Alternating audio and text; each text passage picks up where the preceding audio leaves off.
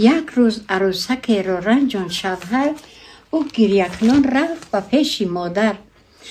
مادر با پسر با خطاب کرد نظر، وارسی نمیکنی خواهر تا دیگر. او به صاحبه ملالش کرده شوهر، برخیز جلب شکش جانی مادر.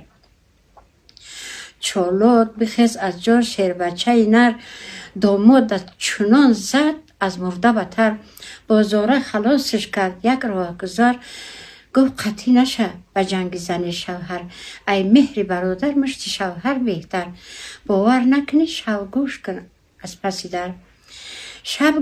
شب گپای خواهر شد گوش که از پس در، قریب چشماش بروی ای خانه سر. می بوسید و می مالید دستی شوهر، روغن مالید و اپه دعا کرد در. گفت جانم فدای دست پایت شوهر، کجاک تزد بشکنه دستی دادر. یا دشنام داد تو را رنجاند مگر، 100 ماری قریش گزد زبانی دادر.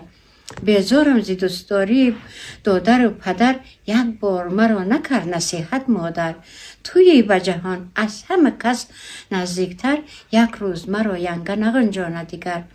این دفعه مرا ببخش جانم شوهر، دیگر نکنم از به پیش مادر.